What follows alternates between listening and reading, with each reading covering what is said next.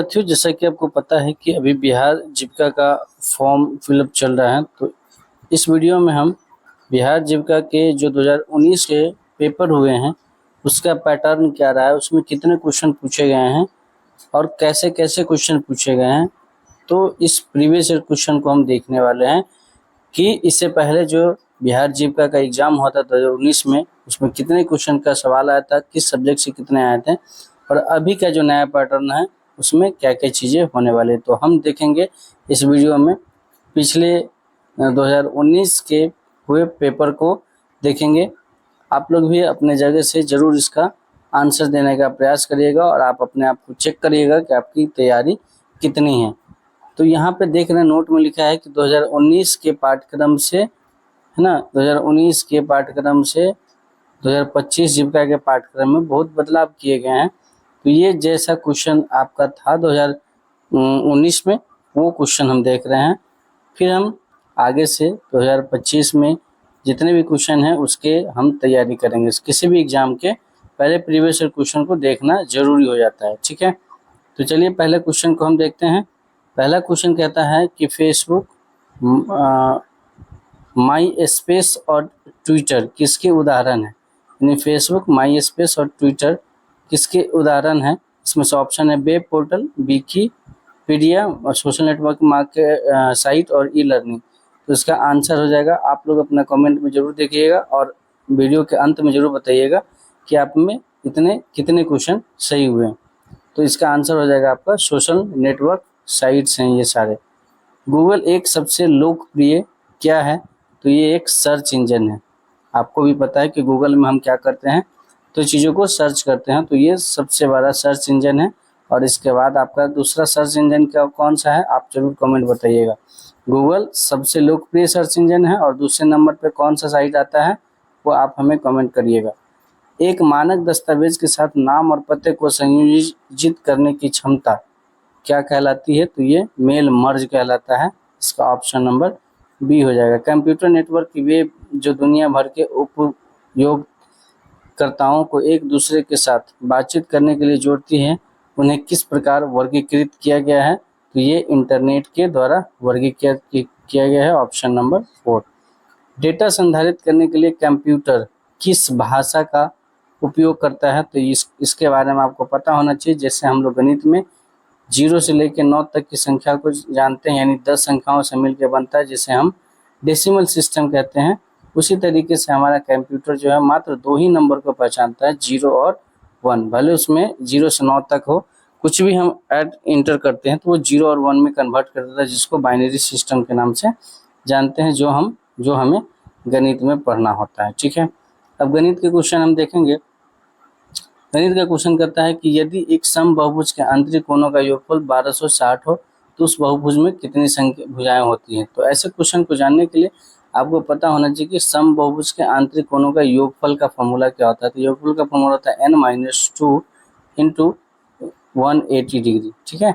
और इसी के बराबर है कितना, तो ये 1260 है, ठीक है। इसको हम ठीक से लिखते हैं। तो इसका होता है n-2 इंटू 180 और ये किसके बराबर होगा, 1260। बोला कि आंतरिक कोणों का योग 1260 है डिग्री में, लेकिन फॉर्मूला क्या होता है, ये होता है। तो 180 से 10 से 0 कटेगा, 18 से कटेगा, 18 नामा 126, n माइनस 18 सत्ते 126, n-2 बराबर हो जाएगा 7, तो n बराबर हो जाएगा 7 + 2 यानी इज इक्वल टू 9। जिस ऑप्शन में हो जाएगा ये आपका करेक्ट आंसर हो जाएगा, ऑप्शन नंबर बी।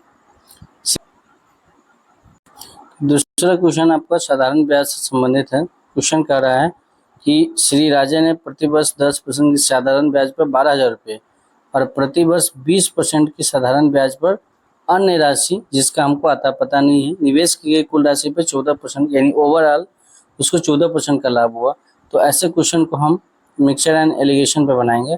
जैसे कि 10% पर कुछ 12,000 हो गए हैं, तो यहाँ पर लिख दिए 10% पे, फिर ये 20% पे कुछ राशि है और दोनों का ओवरऑल था 14%। जब इस तरीके से हम करेंगे तो ये आपका जब मिक्सचर एंड एलिगेशन पढ़िएगा डिटेल में तब पता चलेगा। तो 14 में से 10 जाएगा तो यहाँ 4 आएगा और 20 में से 14 जाएगा तो 6, यानी अनुपात बटेगा 6:4 का। जो कि 6 का मान है 12,000 रुपया, इसका मतलब 1 का मान कितना हुआ 2,000। तो अगर 6 का मान 12 है तो 4 का मान कितना होगा, 4 दूना 8,000। तो 12 और 8 कितना हो गया, तो कुल राशि इसके कितना हो गया 20,000, जो कि आपके ऑप्शन नंबर किसमें है, ऑप्शन नंबर बी इसका करेक्ट आंसर हो जाएगा। ठीक है, तो ऐसे क्वेश्चन आपके पूछे गए थे 2019 में, तो आप देख लीजिएगा कोई लेवल भी नहीं है, गणित का भी कोई लेवल नहीं होता है। तीसरा क्वेश्चन है कि दो संख्याएं ऐसी हैं उनके बीच का अनुपात 5:3 है। कोई संख्या दो 5:3 में है, यदि प्रत्येक में 10 की वृद्धि की जाए तो 7:5 हो जाता है। ठीक है, अब देखना है इन दोनों के बीच का डिफरेंस सेम है कि नहीं, चूंकि किसी में अगर सेम चीज़ें घटाई जाए और सेम बढ़ाई जाए तो इसके बीच का डिफरेंस सेम होना चाहिए। तो ये 5 में 7 बढ़ 5 से 7 बढ़ा, ये 2 बढ़ा है, 3 से 5 बढ़ा 2, और ये यही 2 बढ़ा है, 2 बराबर 10 बढ़ा है, यानी 1 का मान कितना हो गया 5। तो इन दोनों का योग पूछ रहा है, तो 5 और 3 कितना हो गया 8। तो 1 का मान 5 है तो 8 गुने 5 कितना हो गया 40, इसका करेक्ट आंसर हो जाएगा, जो कि आपके ऑप्शन नंबर डी में है। ठीक है, option number D will be correct answer. एक ट्रेन जो 240 मीटर लंबी है ना, एक ट्रेन है जो 240 मीटर लंबी है और 54 किलोमीटर प्रति घंटा। अब मीटर में है तो हमको किलोमीटर प्रति घंटा को मीटर प्रति सेकंड में बदलना है, तो इसको 54 गुने 5/18 से मल्टीप्लाई कर देंगे, 18 तिरी 54 यानी 5×15 मीटर पर सेकेंड हो जाएगा। ठीक है, अब हमको कुछ नहीं करना है, यदि किसी प्लेटफॉर्म को है ना, कोई अगर जितनी लंबी ट्रेन है और सिर्फ आदमी को खंबा को अगर पार कर रहा है तो सिर्फ और सिर्फ वो अपनी लंबाई पार कर रहा है, 240/15 कर देंगे तो हो जाएगा 15 एकम 15 और आपका 15 छक्का 90, यानी 16 सेकंड का उसको समय लगेगा, जो कि आपके ऑप्शन नंबर इसमें है सी में, तो सी इसका करेक्ट आंसर हो जाएगा। अब रेखा x बराबर 0 है, तो x का मान 0 कब होता है, जब आपका ग्राफ y अक्ष पे होता है। जब y अक्ष पे होता है तो आपका x का मान 0 होता है। जब आप निर्देशांक ज्यामिति पढ़ेंगे तब आपको पता चल जाएगा। तो ये आपके रहे गणित के क्वेश्चन, 5 गणित के क्वेश्चन, कंप्यूटर के 5 क्वेश्चन थे। इसके बाद तर्क शक्ति यानी जिसको हम रीजनिंग का सवाल कहते हैं, तो ये रीजनिंग का सवाल है। रीजनिंग पहला क्वेश्चन पूछा गया था रैंकिंग से, बोला कि ईसा का स्थान नीचे से 15वां यानी नीचे की तरफ, नीचे के ऊपर तरफ आ रहा है, तो ये 15वां स्थान ईसा का है। और जब यही 15वां जगह को ऊपर से देखता है तो ये 21वां जगह है, 21वां स्थान है। ठीक है, अब देख लीजिए, तो ईसा का 15वां स्थान नीचे से और ऊपर से 21वां, तो ईसा का मतलब 2 बार काउंट हो गया, तो 2 बार काउंट हो गया, तो 21 + 15 इन दोनों को जोड़ देंगे और -1 कर देंगे तो आपका टोटल मान आ जाएगा, जो कि आपके कितने हो जाएंगे 35। ऑप्शन नंबर सी इसका करेक्ट आंसर हो जाएगा। निम्नलिखित शब्दों को सार्थक तार्किक क्रम में व्यवस्थित करें और दिए गए विकल्पों में से सही उत्तर चुनें। तो सबसे पहले इसमें क्या हो जाएगा, तो सबसे पहले कोई इंसान जन्म लेगा, ठीक है, उसके बाद क्या करेगा वो, फिर वो बच्चे होंगे, है ना, बच्चा बनेगा, फिर वो किशोरावस्था में जाएगा, फिर वो आदमी होगा और अंत में पिता बनेगा। तो ऑप्शन नंबर बी इसका करेक्ट आंसर हो जाएगा। संख्यात्मक तर्क देखिए, अब इसमें देखेंगे रीजनिंग में दिमाग लगाएंगे तो पता चलेगा। 9 + 3 को 627 कर दिया है, 11 + 7 को 477, तो 6 + 3 को कितना हुआ। तो अब देखिएगा, तो 9 में से 3 घटा है तो ये 6 आया है, और 9 गुने 3 कर दिया है तो 27 आ गया, यानी इन दोनों को एक बार माइनस और एक बार मल्टीप्लाई किया जा रहा है। तो 11 का देखिए घटाओ, तो 11 में से 7 गया तो 4, और 11 गुने 7 77। उसी तरीके से यहाँ 6 में से 3 गया तो 3, और 6 3 18, 318 इसका करेक्ट आंसर हो जाएगा। चौथा है, ये ऑप्शन दिए हुआ है लेटर, और इस लेटर से क्या नहीं बनेगा। तो यहाँ इस तरीके से देखेंगे, तो यहाँ पर देखेंगे इसमें ई आया, इसमें ई कहीं नहीं है, ठीक है। कर्नाटका में आप देखेंगे तो कर्नाटका के कितनी बार आया, 3 बार, और के यहाँ कितनी 2 बार, ये भी खत्म हो गया। अब कर्नाटका देखेंगे तो ये आपका भी, इनमें से कोई भी नहीं, ये भी गलत है, कोई ना कोई ऑप्शन होगा। तो इसका आंसर क्या हो जाएगा आपका कर्नाटका, ऑप्शन नंबर डी इसका करेक्ट हो जाएगा। ठीक है, 5वां नंबर सवाल पे हम चलते हैं। यहाँ 5वां नंबर सवाल हमारा, एक महिला की तस्वीर की ओर इशारा करते हुए गौरव ने कहा, उनका बेटा, किनका, यानी इस महिला का बेटा, इस महिला का बेटा, इस महिला का बेटा मेरे पिता की माँ मतलब मेरी दादी का पोता है, तो मेरा भाई होगा, तो इसका क्या हो जाएगा, ऑप्शन बी हो जाएगा इसका करेक्ट आंसर। इसका करेक्ट आंसर क्या हो जाएगा, सॉरी एक बार फिर से देखिएगा। उनका बेटा, कहा कि उस महिला, एक महिला है जिसके तरफ इशारा करते हुए गौरव ने कहा कि उनका बेटा मेरे पिता की माँ यानी मेरी दादी का पोता है, मेरी दादी का पोता है, मतलब मेरा भाई हुआ कौन, उस महिला का बेटा। ठीक है, तो इसका करेक्ट आंसर क्या हो जाएगा आपका, ऑप्शन नंबर, महिला उस गौरव को क्या बोलेगा, तो बेटा। हाँ, मतलब महिला क्या बोलेगा, मतलब उस लड़के के साथ गौरव का भाई का रिश्ता होगा, लेकिन उस महिला का गौरव क्या होगा, तो इसका बेटा हो जाएगा, ऑप्शन नंबर डी इसका करेक्ट आंसर हो जाएगा। अब सामान्य ज्ञान क्वेश्चन पूछा गया है। देखिए सबसे पहले क्वेश्चन पूछा गया है, चूंकि जीविका है तो जीविका में आपके अलग अलग स्कीम्स के बारे में, अलग अलग अभियान के बारे में, जो भी चीज़ें सरकार द्वारा चलाई जाती है समय पर, उसके बारे में पूछा गया है। तो सामान्य ज्ञान में पहला क्वेश्चन है कि आपका भारत स्वच्छ भारत मिशन कब आरंभ हुआ, 2 अक्टूबर 2014।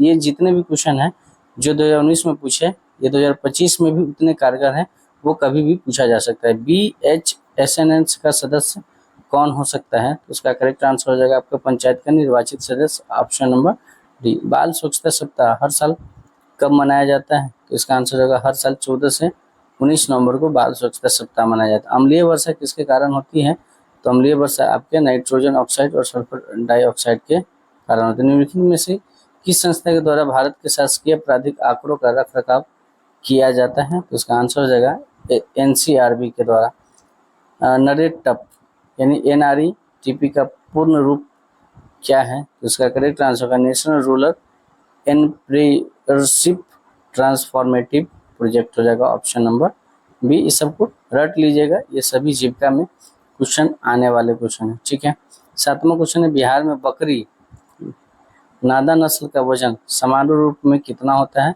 तो इसका करेक्ट आंसर हो जाएगा आपके ऑप्शन नंबर कितना, सी, 12 किलो।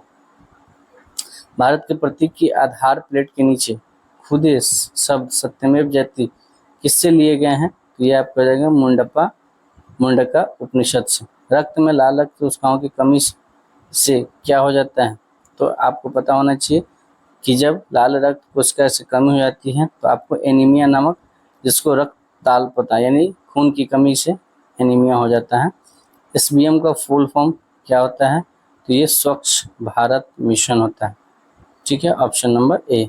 सूचना का अधिकार नियम 2005 के तहत जीविका का अपीलीय अधिकारी कौन होता है, जीविका से संबंधित क्वेश्चन। विशेष ड्यूटी पर अधिकारी OSD होते हैं। ठीक है, लोहिया स्वच्छ भारत अभियान के मिशन निदेशक कौन है, तो ये आपको जाएंगे option number C, chief executive officer of Jeevika. निम्नलिखित में से किस खिलाड़ी को क्रिकेट में टर्मिनेटर के नाम से जाना जाता है, तो टर्मिनेटर हमारे Harbhajan Singh, option number C, यानी आपके स्पोर्ट्स से भी क्वेश्चन पूछे जाते हैं। ठीक है, भारत के संविधान में कितने प्रकार के आपातकाल का उल्लेख किया गया है, इसका करेक्ट आंसर हो जाएगा ऑप्शन नंबर बी। जीविका के संदर्भ में CF का पूर्ण रूप क्या है, इसका करेक्ट आंसर हो जाएगा आपका, आगे देखिए, इसका करेक्ट आंसर आपके हो जाएंगे क्लस्टर फैसिलिटेटर है ना, यानी CF का फुल फॉर्म। सामान्य बकरी समांतर डैश नस्ल की होती है, तो इसका करेक्ट आंसर हो जाएगा बंगाल, यानी बंगाल नस्ल का होता है। भारतीय संविधान के 8वीं अनुसूची में किसका जिक्र किया गया है, तो ये 22 भाषाएं का जिक्र किया गया। सुल्तान अजलान शाह कप निम्नलिखित में से किस खेल से संबंधित है, इसका करेक्ट आंसर हो जाएगा हॉकी से।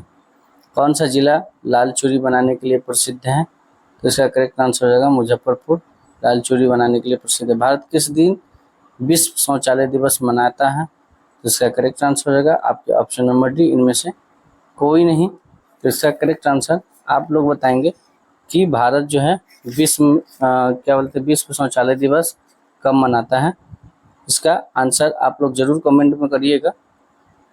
इसमें तो इसका आंसर हम चलिए बता देते हैं, 19 नवंबर को मनाता है भारत विश्व शौचालय दिवस, जो इसमें नहीं है, 19 नवंबर याद रखिएगा, ठीक है।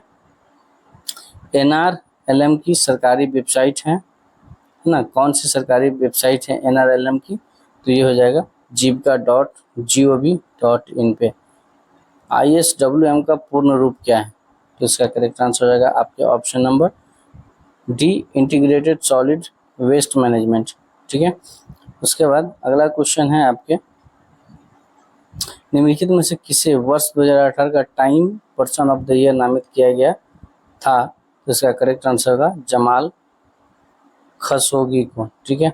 अब हम देखते हैं, आप लोग जरूर अपने जगह पे इसका आंसर बोलते रहिएगा, बोलने से क्या होगा, चीज़ें आपको याद होती चली जाएंगी।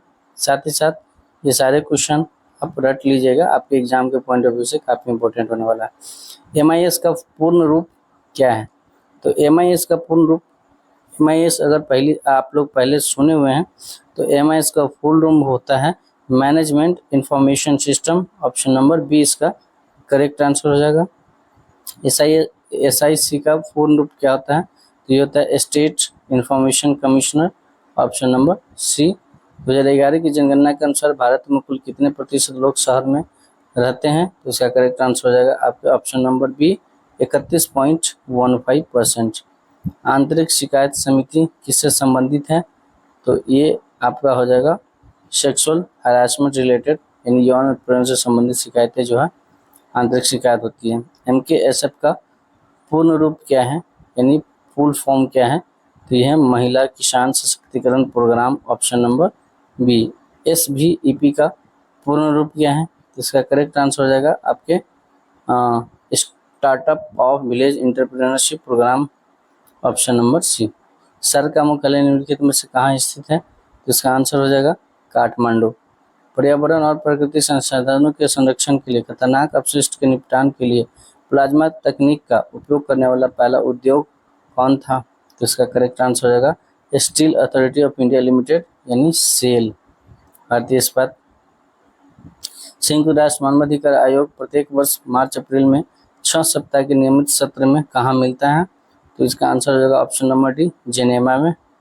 भारत के वर्तमान मुख्य न्यायाधीश कौन है, तो इसका करेक्ट आंसर होगा option number A, Ranjan Gogoi. ISRO के वर्तमान अध्यक्ष कौन थे, मतलब जिस समय ये 2019 में पूछा गया क्वेश्चन था, तो ये के शिवन थे। भारतीय राज्य पश्चिम बंगाल उत्तर में किससे घिरा है, तो इसका आंसर होगा ऑप्शन नंबर सिक्किम और भूटान में, ठीक है। अभी आपको बताना है कि इसरो के वर्तमान अध्यक्ष कौन है, ठीक है। यदि वीडियो को अंत तक देखे हैं तो वीडियो अच्छी लगा होगा तो लाइक ज़रूर कर दीजिएगा, और चैनल पर पहली बार है तो सब्सक्राइब कर लीजिएगा। ये तो हमने आपको प्रीवियस क्वेश्चन कराया है, इसके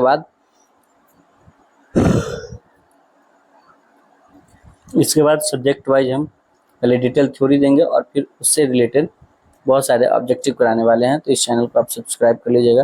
बाकी वीडियो कैसा लगा आप हमें कमेंट में राय देना नहीं भूलिएगा, और साथ ही साथ ये भी बताइएगा कि आप में इसमें से पहले एग्जाम 50 मार्क्स का होता था, जिसमें 5 क्वेश्चन मैथ्स के, 5 क्वेश्चन जनरल नॉलेज के, 5 क्वेश्चन रीजनिंग के, और 35 क्वेश्चन आपके सारे स्पोर्ट्स योजनाएं है ना, स्कीम्स, उसके बाद अलग अलग डेट्स के बारे में पूछा जाता। तो कुल 50 मार्क्स का एग्जाम होता था, लेकिन इस बार एग्जाम आपका एक एग्जाम हो गया 70 मार्क्स का और दूसरा 60 मार्क्स का, ठीक है।